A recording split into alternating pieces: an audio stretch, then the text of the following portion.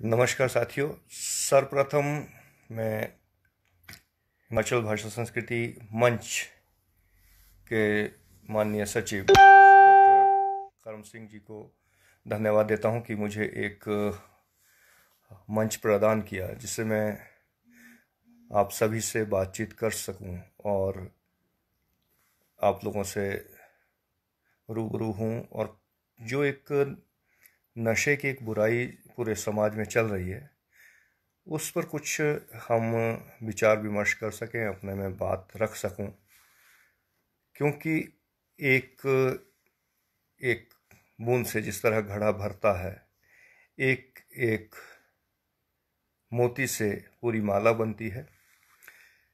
मेरा विश्वास है कि इसी तरह हमारा पूरा समाज अगर एक होकर के कार्य करे तो जो ये नशे जैसी बीमारी हमारे समाज में चल रही है उससे हम मुक्ति पा सकते हैं।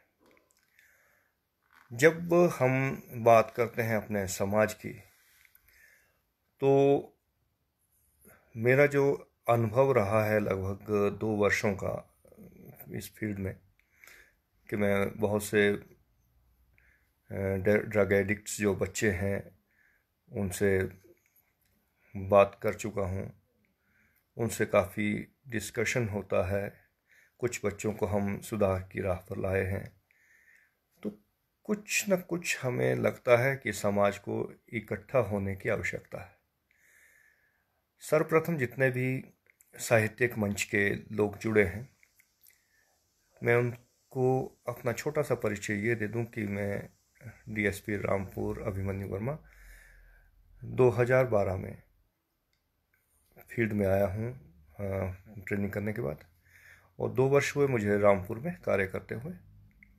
जो मेरा अनुभव है वो मैं बांट रहा हूँ। हालांकि साहित्य से मेरी दूर दूर तक कोई पकड़ नहीं है, सिर्फ इतना ही रहा है कि मैं मुंशी प्रेमचंद का साहित्य पढ़ा है, लेकिन लेखन की बात करूँ तो मैं उसमें बहुत दूर तक हूँ।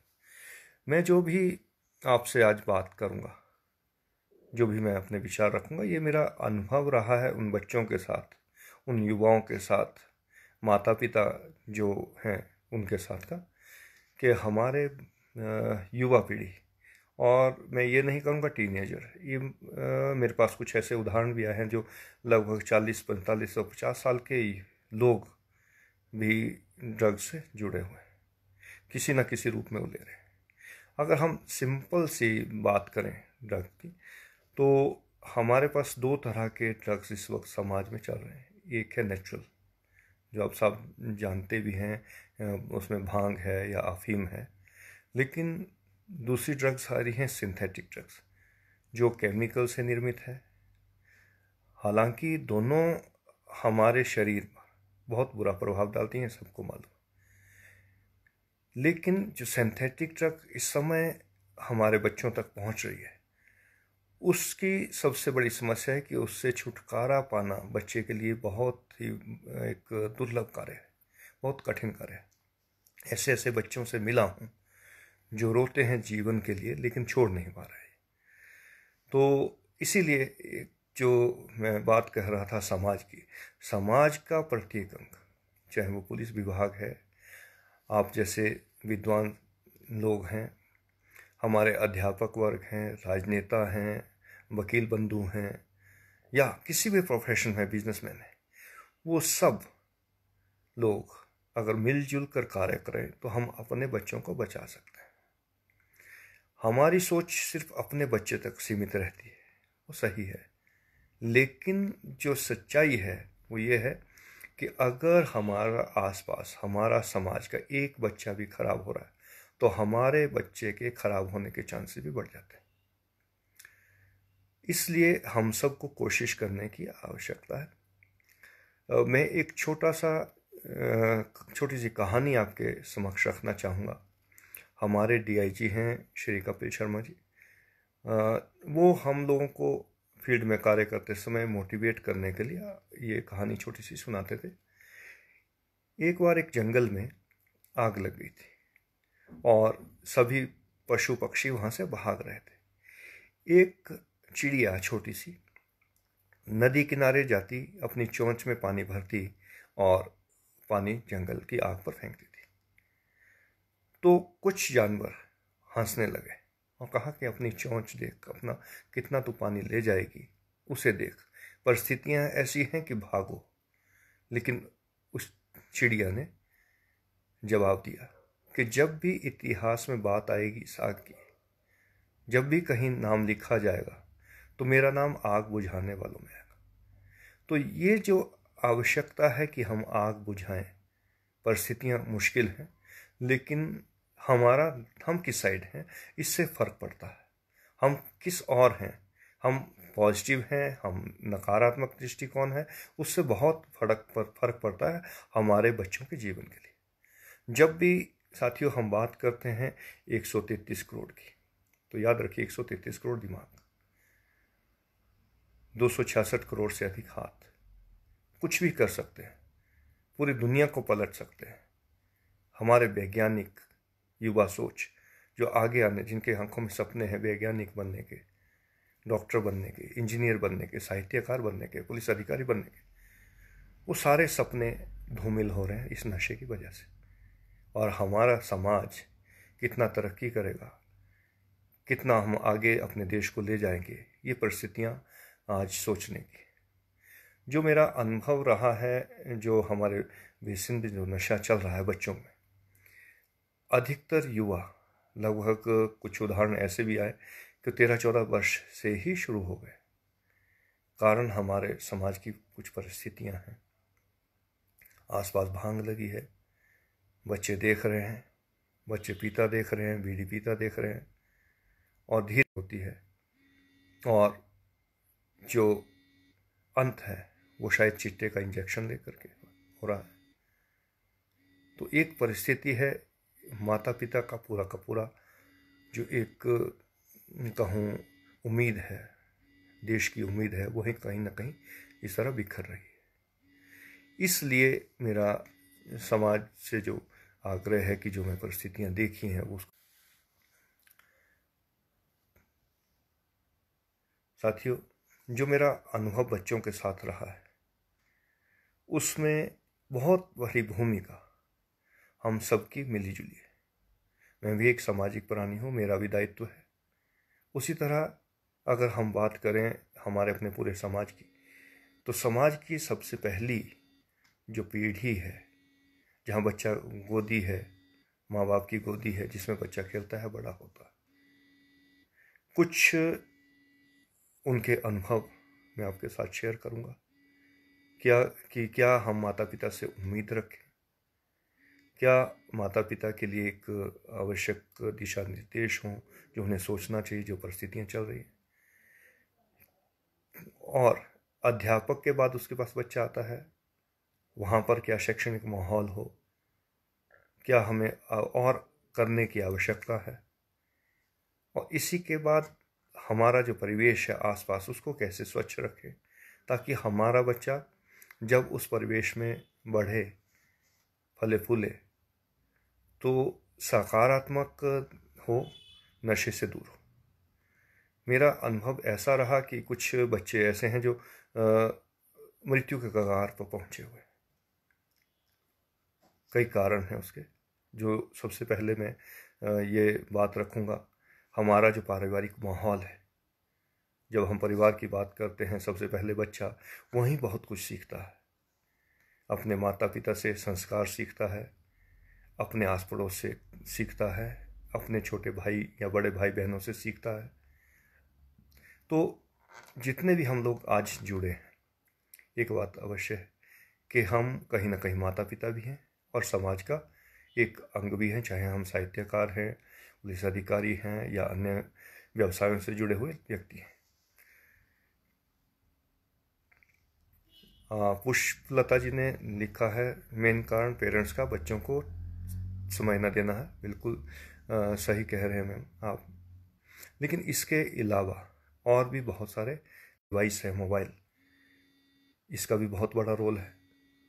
लेकिन परिस्थितियां वो देखिए, जिस दिन बच्चा बड़ा होता है, माता पिता कभी बुरा नहीं चाहते कि हमारा बच्चा खराब हो, कोई भी नहीं चाहता। लेकिन फिर भी हमारा शायद गलत लाड प्यार है।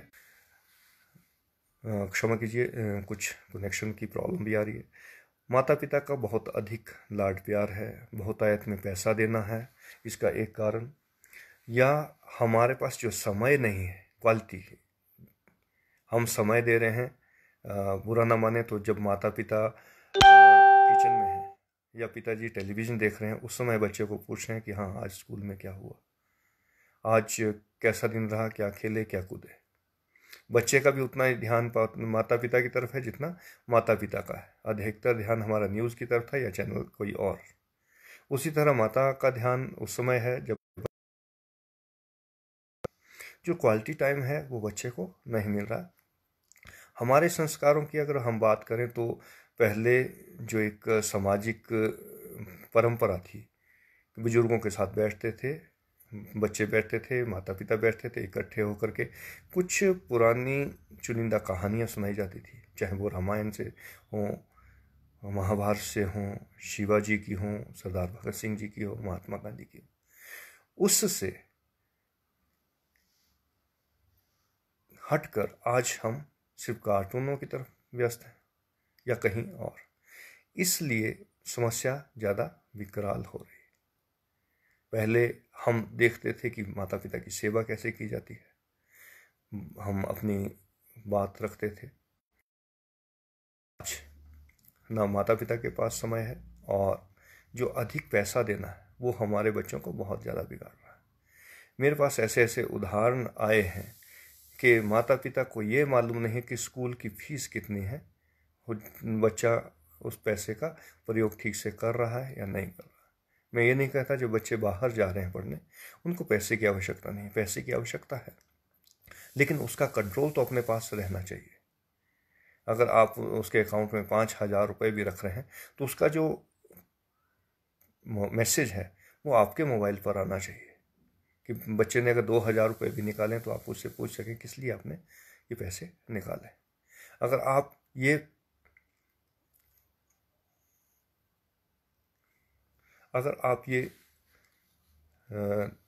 ध्यान नहीं रखेंगे तो उससे हमारे बच्चों का काफ़ी नुकसान है। एक बहुत बड़ा कारण जो मैंने देखा है वो है हमारे समाज का टूटना। याद रखिए, मैं भी आज 48 में चल रहा हूँ।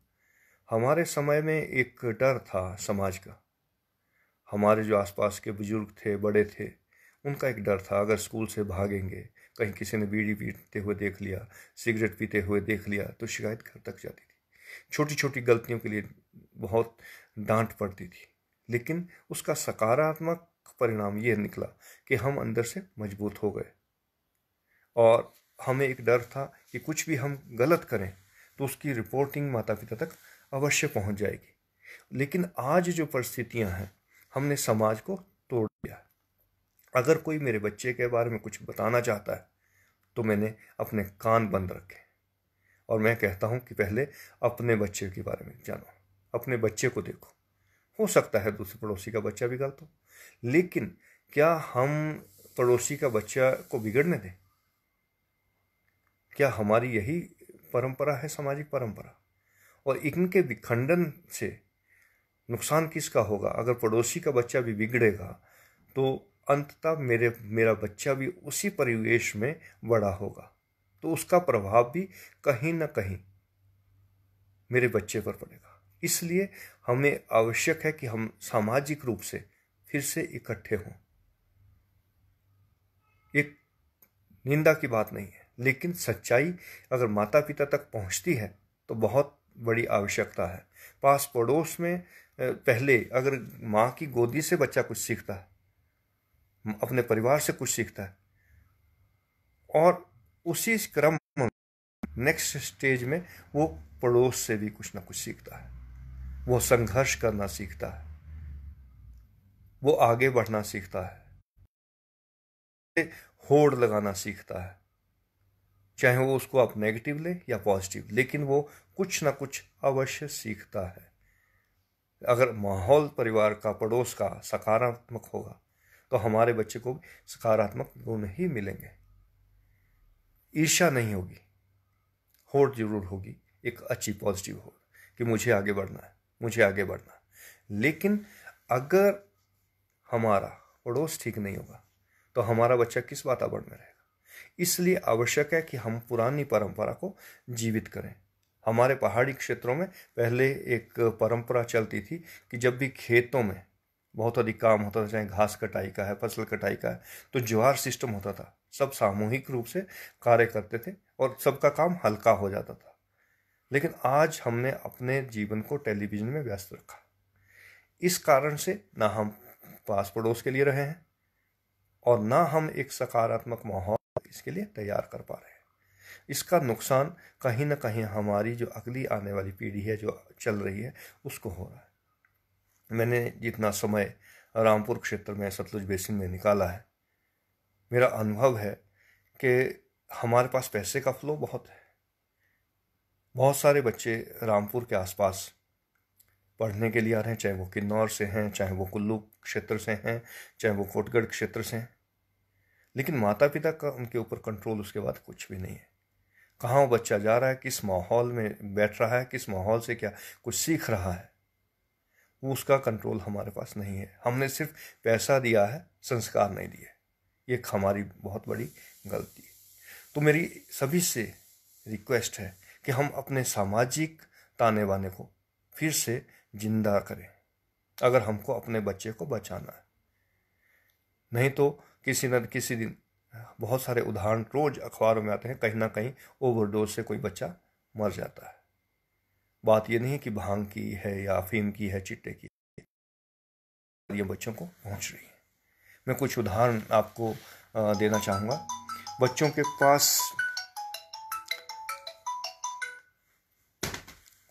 के पास सिंथेटिक ड्रग्स में फेविबॉन्ड, जो बच्चा पॉलीथीन के बैग में डाल के उसको सूंघता है, वो पहुंच रहा है।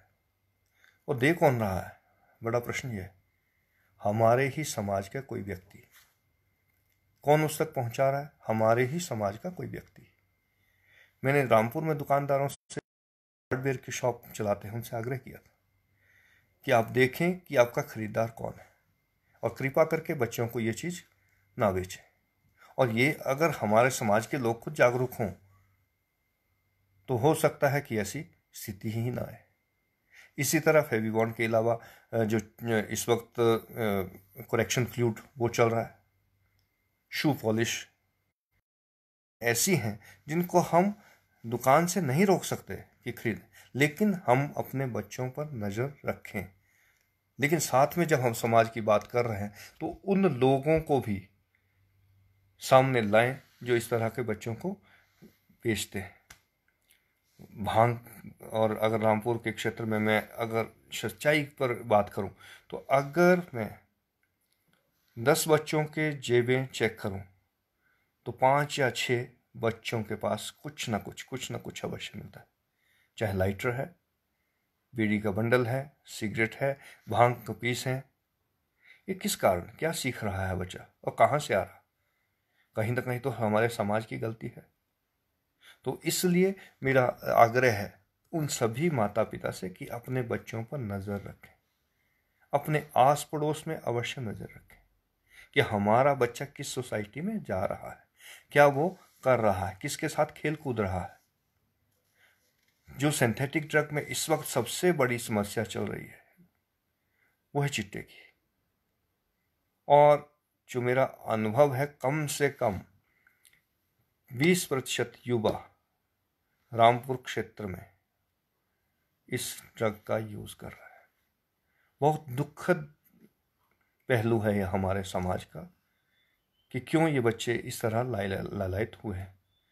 और जो बच्चों से मेरी बात हुई है, इनका जब मैंने अनुभव शेयर किया कई माता पिता के साथ, सभी के साथ, तो पाया कि एक अवस्था है जो इसको हम टीनेज कहते हैं।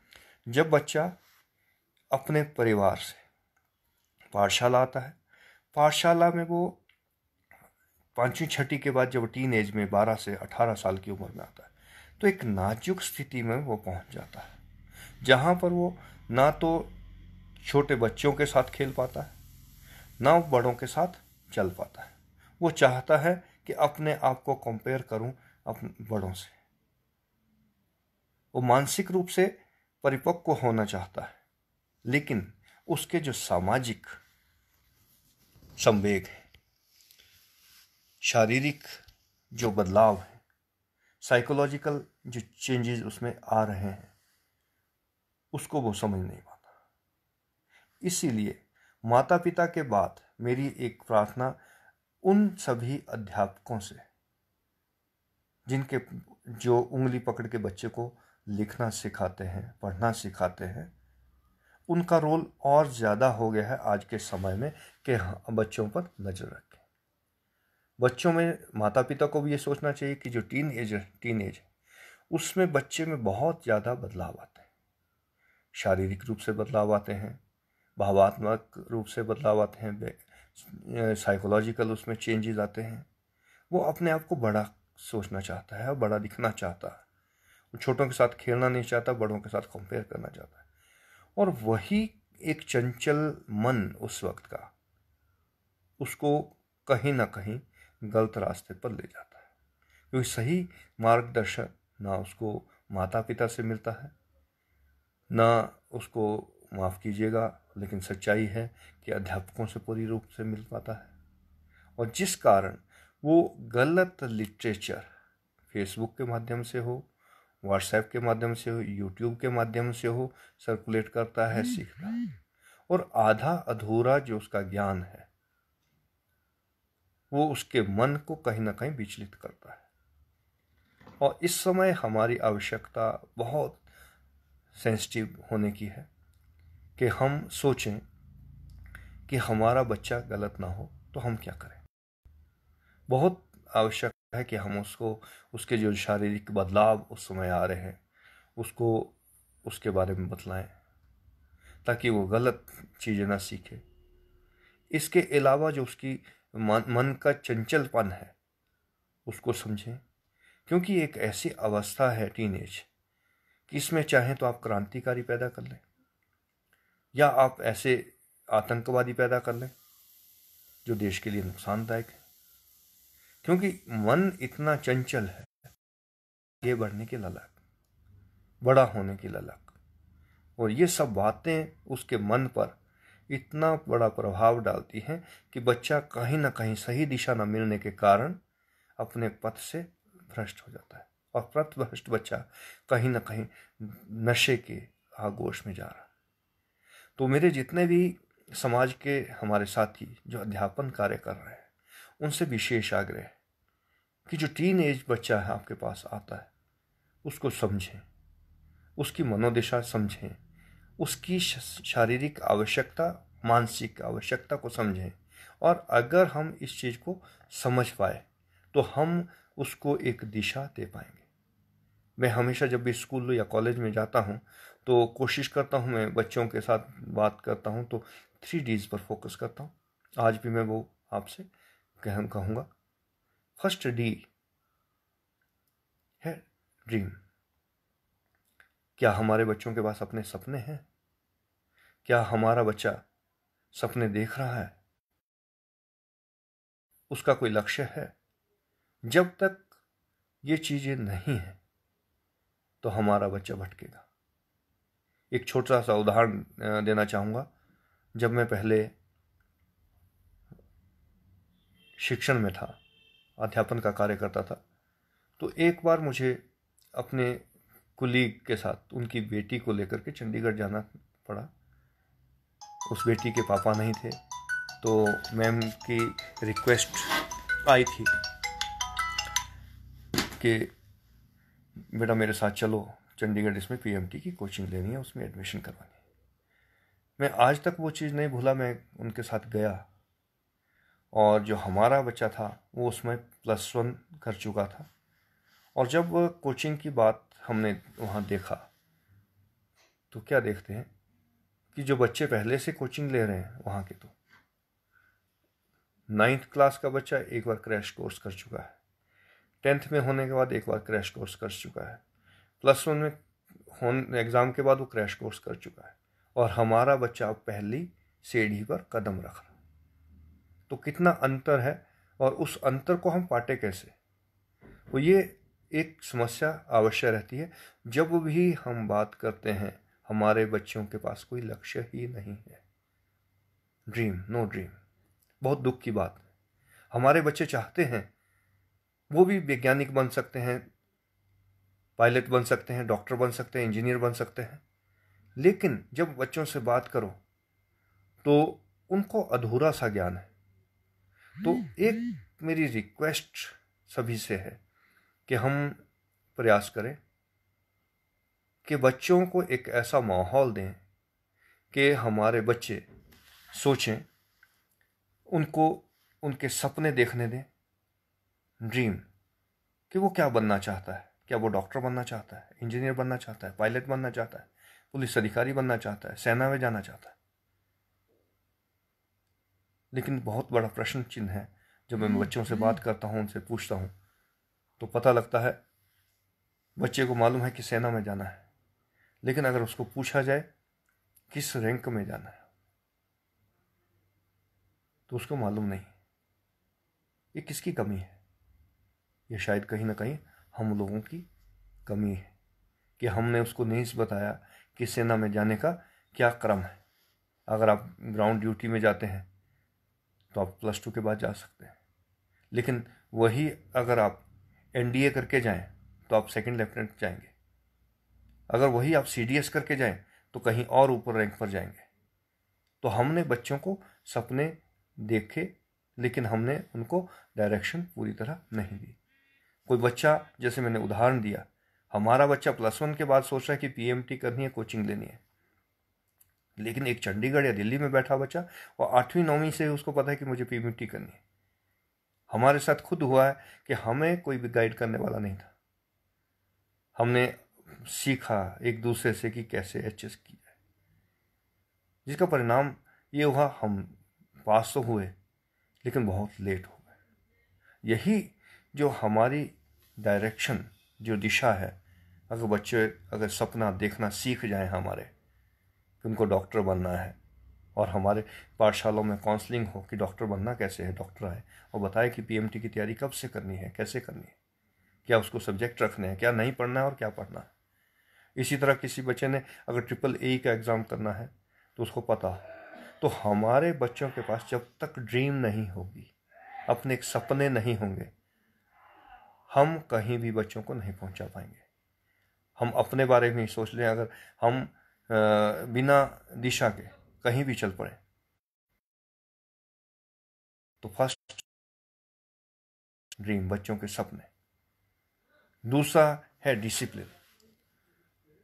पाठशालाओं की बात हो चाहे घर की हो, बच्चों को डिसिप्लिन के साथ सेल्फ डिसिप्लिन की ओर हमें प्रेरित करना पड़ेगा। जब सपना उसका अपना है, जब वो बनना चाहता है पायलट, वो बनना चाहता है डॉक्टर, तो हमारे बच्चे को हमें मोटिवेट करना पड़ेगा कि वो सेल्फ डिसिप्लिन की तरफ जाए, कि उसे क्या पढ़ना है, कब पढ़ना है। उसका टाइम टेबल हम निर्धारित ना करें, वो खुद निर्धारित करे, क्योंकि सपना उसका अपना है। हम उसको रोके नहीं कि अच्छा अगर तू क्रिकेटर बनना चाहता है, क्यों बनना चाहता है, बनना चाहता है अच्छी बात है, बनने दीजिए। खेलों में जाना चाहता है, जाने दीजिए, लेकिन वो सपना उसका अपना हो।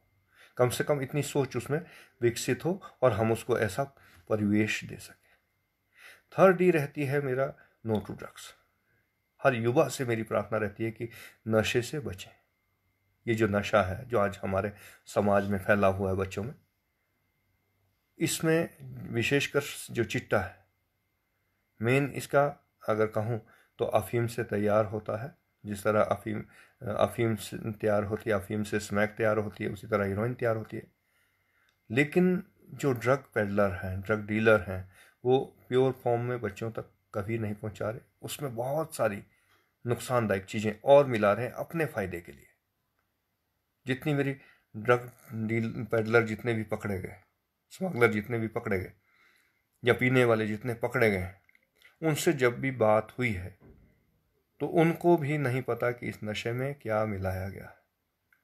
और जो इंटरनेट की स्टडीज़ हैं या और स्टडीज़ हैं, उससे पता चलता है कि ये कुछ प्योर हीरोइन, उसमें कुछ ड्रग्स, चाहे वो एक्सपायर डेटेड ड्रग्स हों, जैसे डिस्प्रिन है या कोई और जो वाइट कलर की हो, उसको पीस दिया, ग्लूकोज उसमें डाल दिया खाने वाला, और 1 किलो का 5 किलो तैयार कर दिया। अब उसमें उसको तेज करने के लिए उसमें चूहे मारने का जो जहर आता है उसको डाला जा रहा है, क्लोरोफॉर्म को उसमें डाला जा रहा है, और वो हमारे बच्चों के शरीर में पहुंचाया जा रहा है। अब आप सोचिए, अगर एक बच्चे के नसों में इस तरह का जहर अगर पहुंच रहा है तो बच्चों के साथ क्या हो रहा है? हमारे बच्चे क्या जीवन जी पाएंगे? हमारा बच्चे क्या आगे बढ़ पाएंगे? हमारा देश क्या आगे बढ़ पाएगा? इसलिए नो टू ड्रग्स मेरा थर्ड डी रहता है। अब अगर बात करूं, जैसे मैंने आपको एग्जाम्पल दिए कि ये ड्रग्स बच्चों तक पहुंच रही है, तो हमारा बच्चों को बचाने का, हमारी युवा पीढ़ी को बचाने का, हमारे देश को आगे बढ़ाने का, अगर हम इतने में ही सोच के खत्म कर दें तो हमारा कार्य पूरा नहीं होगा। सबसे पहला काम रह जाता है कि हम पहचान करें अपने आसपास, अपने परिवार में, कि कहीं हमारा बच्चा गलत तो नहीं हो गया। इसके लिए हमें कोशिश करनी है, कुछ फिजिकल एविडेंस है जो हमारे को बच्चे में के शरीर में या उसके आसपास मिल जाएंगे। अगर हम उनका ध्यान रखें तो हम अपने बच्चे को बचा सकते हैं। फिजिकल में अगर मैं बात करूं तो अगर कोई बच्चा भांग ले रहा, जैसे आपको पता है कि बीड़ी सिगरेट अगर कोई बच्चा पीता है तो उसके कमीज में कहीं ना कहीं जले होने के निशान मिल जाएंगे। इसी तरह जो बच्चा भांग पीता है, कपड़ों के जलने के साथ साथ उसकी आंखें हमेशा लाल रहती है, ये ध्यान दें। बच्चा सुस्त रहता है क्योंकि जो भांग का जो नशा है वो बीपी को लो करता है, और उस कारण से बच्चा हमेशा सुस्त रहेगा। लेकिन अगर इसका विपरीत हम चिट्टे की बात करें तो बच्चा बहुत चंचल, एग्रेसिव रहेगा, क्योंकि उत्तेजना पैदा करने वाला नशा है वो।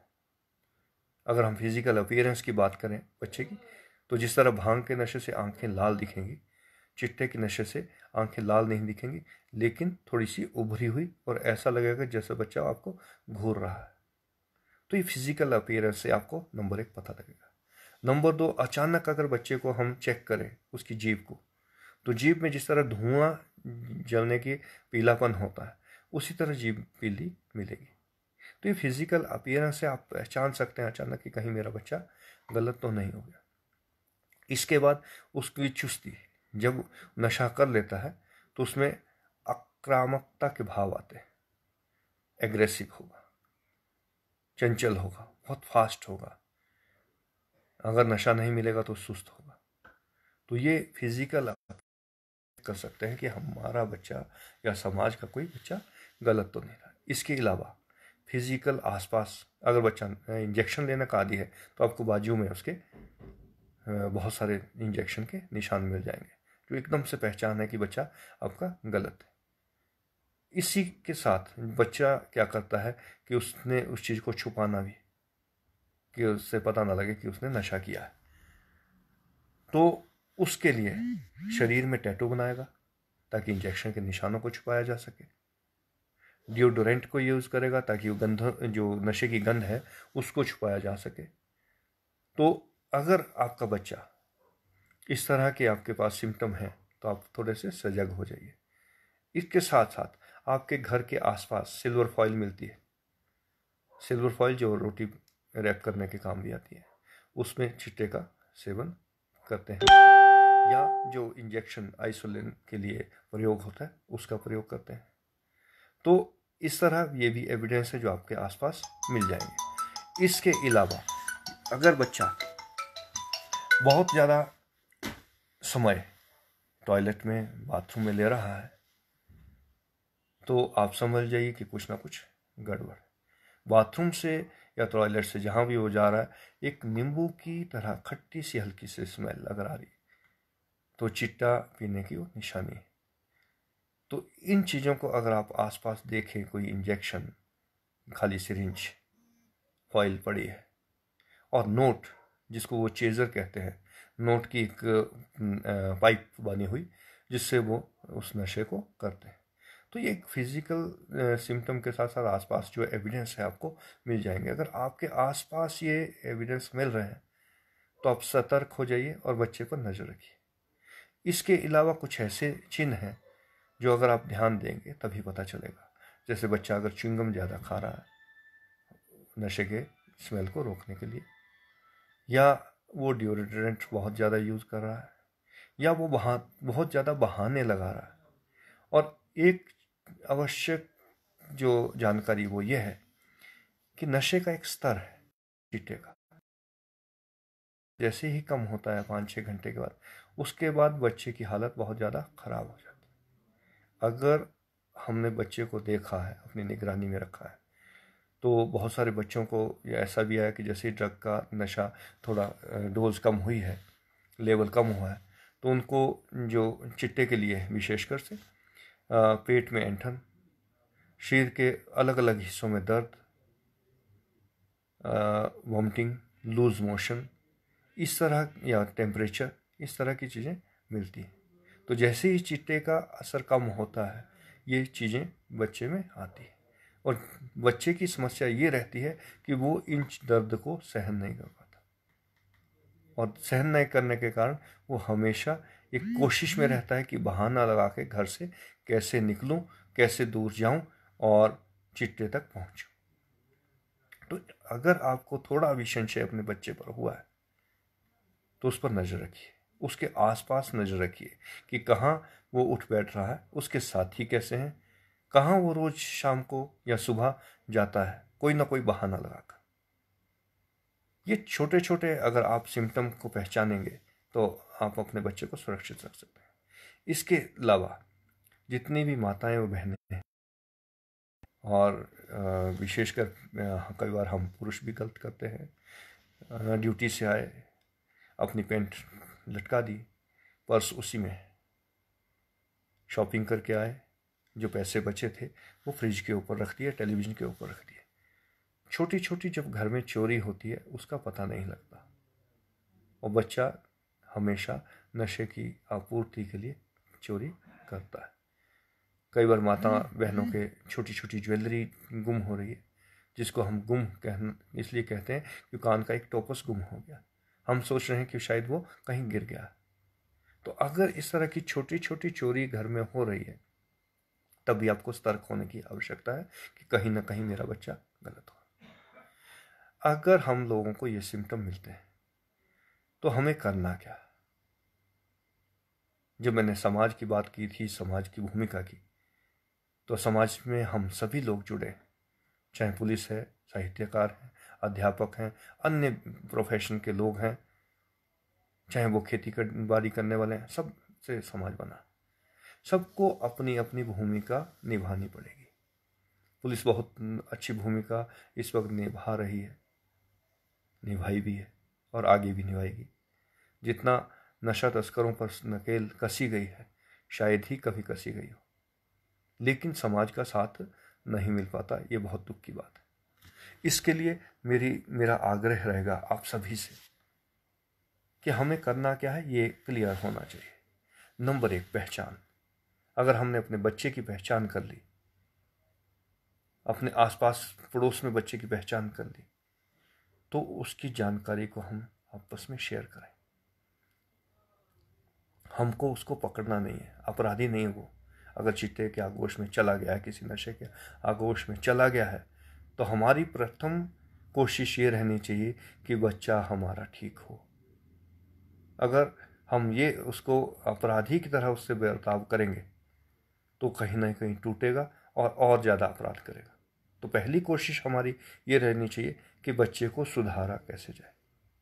हमारा बच्चा बहुत प्यारा है, बहुत समझदार है, लेकिन किसी न किसी कारणवश कुछ न कुछ हमारी कमियों की वजह से या हम वो माहौल नहीं दे पाए, उनकी कमियों की वजह से वो गलत हुआ है।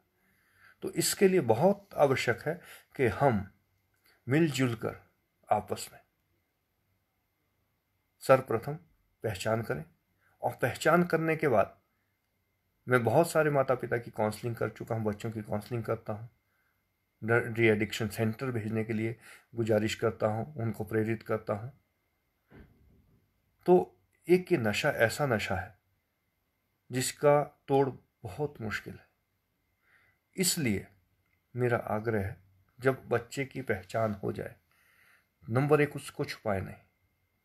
छुपाने से बीमारी खत्म नहीं हुई, हमने बीमारी को, और किस दिन वो उभर कर आएगी आगे, हम सभी, उससे हम सभी को नुकसान ही होगा। हमारी युवा पीढ़ी को नुकसान होगा, हमारे देश को नुकसान होगा। तो हमें करना क्या है, हमको पहचानने के बाद उसका इलाज, और इलाज में सबसे पहले बात है कि हम अपनी मानसिकता को बदलें। उसको अपराधी की तरह ना समझें, वो अपराधी नहीं है। अपराधी वो है जो उस तक नशा पहुंचा रहा है। अपराधी शायद हम भी हैं जिन्होंने उसे माहौल नहीं दिया। तो आवश्यक है कि हम उसको ऐसा एक माहौल दें, हम कोशिश करें कि बच्चा हमारा वापस आए। उसके लिए चाहे हमें ड्रग एडिक्शन सेंटर ले जाने की बात करें, पुलिस अधिकारियों के पास बहुत सारी इंफॉर्मेशन रहती है कि कहाँ drug addiction, de addiction centre चल रहे हैं और कौन से अच्छे हैं। कुछ माता पिता बहुत बड़ी गलती कर रहे हैं, जब उनको पहचान हो जाती है हमारे बच्चा कहीं गलत है, तो वो खुद ही जा कर के, चाहे पंजाब से या कहीं और से, दवाइयाँ ला रहे हैं और बच्चों को दे रहे हैं। बहुत दुख से कहना पड़ता है कि बच्चे हमारे प्रॉपर ट्रीटमेंट ना होने की वजह से दोबारा उसी चंगुल में फंस रहे। मैं कुछ उदाहरण दूंगा। मान लीजिए एक कोई व्यक्ति है जिसको शराब पीने की आदत है, और वो रोज इतना अब एडिक्ट है कि उसे 3 पैक रोज चाहिए।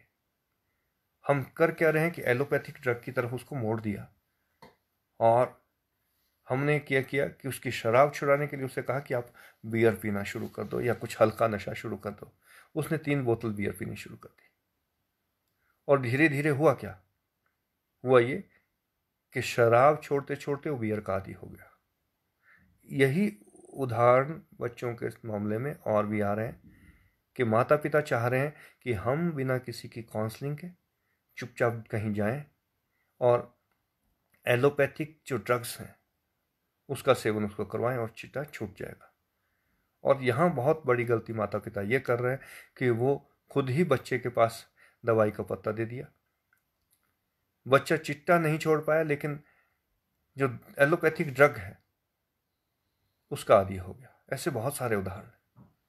तो कृपया करके जब भी आपके पास बच्चों की पहचान हो जाए, ये ना करें कि खुद ही डॉक्टर बन जाए। काउंसलिंग सेंटर में जाएं, वहाँ जो दवाई दी जाती है उसे दें, और जितनी डोज दी जाती है, जितनी ज़रूरत उसको है, वो टेस्ट करने के बाद पता लगता है, उतनी ही डोज उसको दें। और धीरे धीरे जैसे डॉक्टर सलाह दे उसको टेपर जरूर करें, कम जरूर करें। अगर आज 3 गोली की जरूर आवश्यकता है, तो हफ्ते के बाद हो सकता है उसको 2.5 गोली या 2 गोली की आवश्यकता हो, फिर 1 गोली पर, और फिर आधी गोली पर, और धीरे धीरे वो पूरा उसका शरीर ठीक हो जाए। लेकिन हमारा कंट्रोल ठीक नहीं होने के कारण मैंने ये अनुभव किया है और देखा है, मेरे पास बहुत सारे उदाहरण आए कि बच्चे ने एक पॉकेट में एलोपैथिक ड्रग्स रखी हुई हैं कि मैं तो आजकल ये ले रहा हूँ, लेकिन वो माता पिता को सिर्फ ठग रहा है, धोखा दे रहा है। जब उसको चिट्टा मिल रहा है या कोई नशा मिल रहा है उसका यूज़ कर रहा है, और जब नहीं मिल रहा है तो सप्लीमेंट के तौर पर उस ड्रग का यूज़ कर रहा है। तो देखिए कि हमारे बच्चे कहाँ जा रहे हैं। तो एक माता पिता से विशेष आग्रह मेरा यह है कि पहचान के बाद हम उसको सही काउंसलिंग सेंटर ले जाएं, सही डी एडिक्शन सेंटर ले जाएं। अगर मुझसे बात करनी हो, मुझसे बात करें। हम हर समय बच्चों के लिए दिन रात खड़ा हूँ। पुलिस विभाग बहुत तत्परता से कार्य कर रहा है। अगर आपके पास बच्चे की पहचान हो गई, उसका हमने सुधार कर लिया, तो हम कहीं ना कहीं आगे बढ़ेंगे। इसके साथ समाज का बहुत बड़ा दायित्व है कि जब हमने बच्चा पहचान लिया तो ये अवश्य पहचाने कि समाज का वो कौन सा गलत आदमी है जो बच्चे तक ड्रग्स पहुंचा रहा है। और ये बहुत इम्पोर्टेंट इसलिए है कि पुलिस हर गली कोने में, हर दरवाजे के पास नहीं पहुंच सकती। आप, क्योंकि पुलिस भी इसी समाज का अंग है। हम चाहते हैं कि हम बच्चों को बचाएं, लेकिन उसमें आप लोगों को आवश्यक है। कहाँ हैं? नहीं चाहते, लेकिन हम बताना नहीं चाहते। तो हिमाचल प्रदेश का ड्रग फ्री ऐप है। अगर आपको पर विश्वास ना हो, अधिकारियों पर विश्वास ना हो, तो उस ऐप का प्रयोग करें। जो भी इंफॉर्मेशन आप देंगे वो पूरी तरह से सुरक्षित रहती है। सिर्फ इंफॉर्मेशन ही आगे जाएगी, लेकिन फिर भी आप विश्वास रखिए। मैं यहाँ इस मंच पर जब मैं बात कह रहा हूँ, बहुत लोगों के दिमाग में अलग अलग प्रश्न भी होंगे। कुछ ये भी कहेंगे कि पुलिस कर्मचारी भी मिले रहते हैं। पुलिस कर्मचारी, मैं ये नहीं कह रहा कि समाज के प्रत्येक वर्ग अगर 1 या 2% गलत है तो हर क्षेत्र में, ये समझ की बात है। मैं किसी पर प्रश्न नहीं करता। आप विश्वास रखिए। आपको अगर सच्चाई कहूं तो कैसे पता चला कि पुलिस का कोई कर्मचारी भी ड्रग पीता था और पकड़ा गया? बहुत सिंपल सा प्रश्न है। वो पता तभी लगा जब वो पकड़ा गया। और पकड़ा किसने? किसी न किसी पुलिस कर्मचारी ने ही पकड़ा है, किसी न किसी पुलिस अधिकारी ने ही पकड़ा। तो इतना विश्वास रखिए कि हमारी पुलिस फोर्स बहुत अच्छे से काम कर रही है, चाहे वो अपना है, जो पराया है। जो गलत है वो गलत है। तो कृपा करके जो जानकारी पहुंचाएं।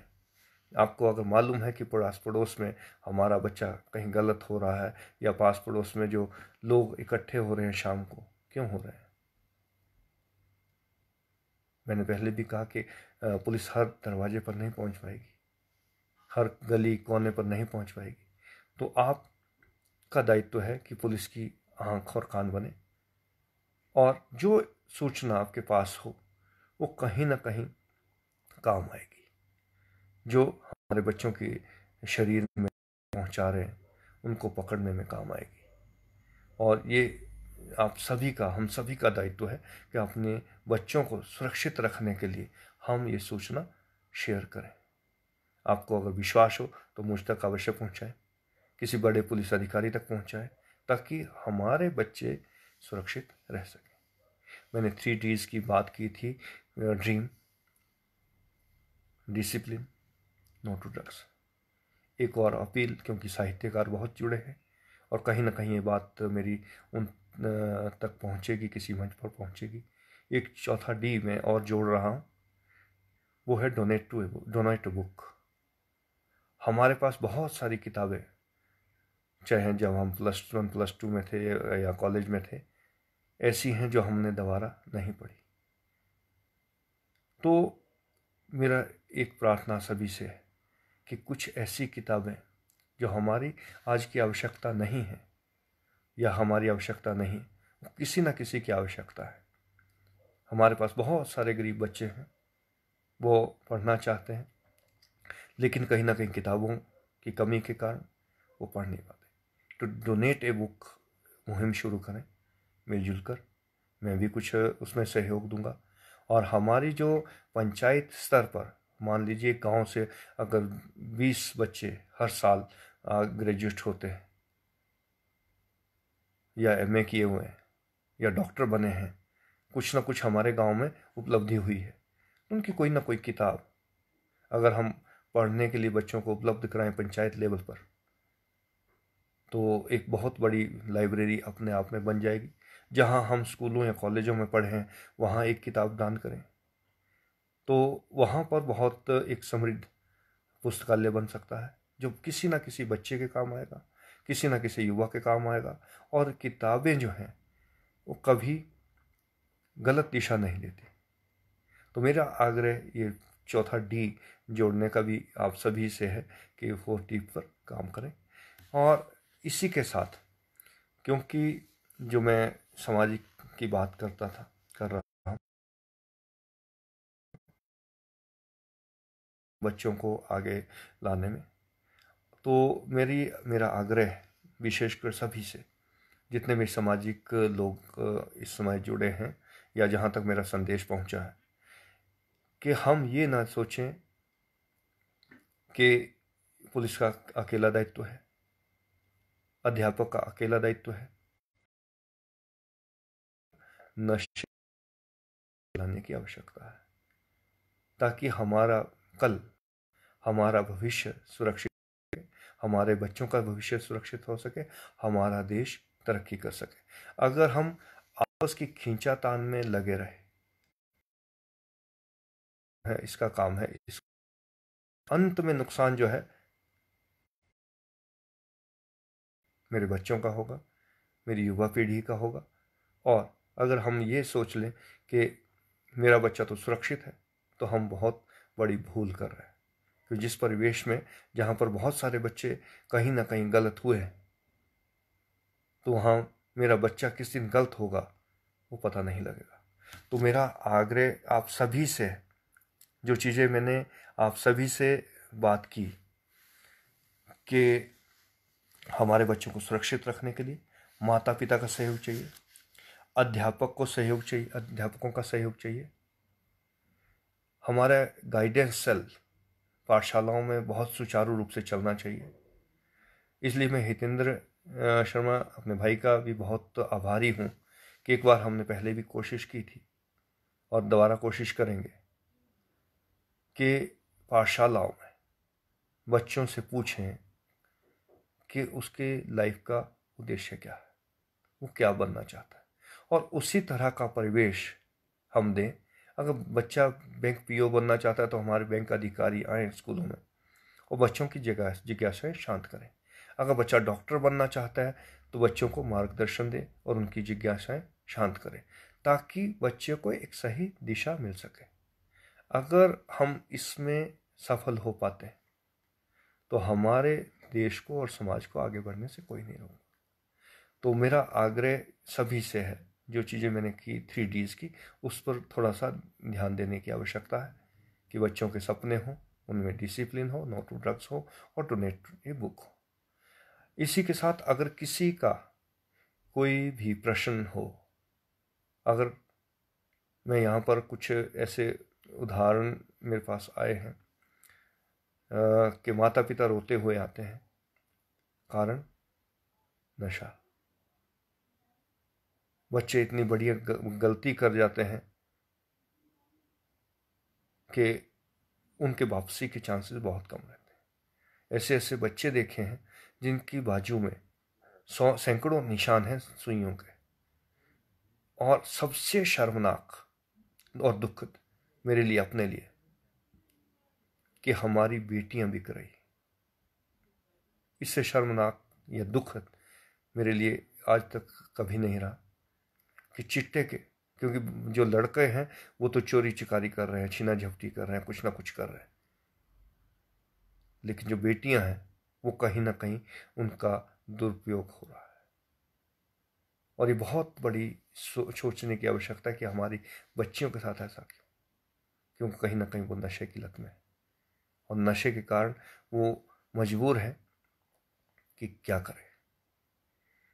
और अगर आप ये सोचते हैं कि जो ये नशा है चिट्टे का, इसको हम बहुत आसानी से समाप्त कर लेंगे, तो मैं आपसे कहना चाहूँगा हम बहुत गलत सोच रहे हैं। बच्चों की मैंने ऐसी हालत देखी है, जब उनको नशा नहीं मिलता है वो 10-10, 12-12 किलोमीटर पैदल चल पड़ते हैं कि कहीं नशा मिले। वो माता पिता को चाकू लेकर तैयार हो जाते हैं कि हमें पैसे दो ताकि हम नशा कर सकें। घर में चोरी हो रही है, माता पिता इतने परेशान हैं कि वो कहते हैं कि इससे तो मर जाए, जिस बच्चे को लाड प्यार से पाला था उसके साथ। तो इससे दुखद परिदृश्य और मुझे नहीं लगता कि कोई होगा। तो इसलिए सभी का आगे आना बहुत आवश्यक है, बहुत आवश्यक है। अगर हम सिर्फ एक दूसरे को देखते रहें, बुराइयां निकालते रहें, कमियां निकालते रहें, तो फेल जो होगा वो मेरा समाज होगा, मेरा देश फेल होगा, मेरा बच्चा फेल होगा। और इसीलिए मेरा सभी से आग्रह है, जो चीज़ मैंने आपसे आज शेयर की। मैं एक चीज़ और हितेंद्र भाई को मालूम है कि आज मैंने सोचा था, और सबसे मैं क्षमा प्रार्थी भी हूँ कि बहुत चीज़ें मैं आपके सामने आज रखूँगा, लेकिन कुछ परिस्थिति बस मुझे एक सुबह ही सूचना मिली कि मेरे पिताजी अचानक बीमार हो गए और माताजी भी बीमार हैं, और मुझे छुट्टी पर एकदम से आना पड़ा। और लगभग 10 मिनट पहले ही, कार्यक्रम शुरू होने से पहले ही मैं हितेंद्र भाई से बात कर पाया। और जितना मैं इस वक्त आज प्रयास कर पाया हूँ, कुछ परिस्थिति बस मैं वो चीज़ें आपके सामने आज नहीं रख पाया जो मुझे और भी रखनी थी। तो उसके लिए मैं क्षमा प्रार्थी भी आप लोगों से हूँ।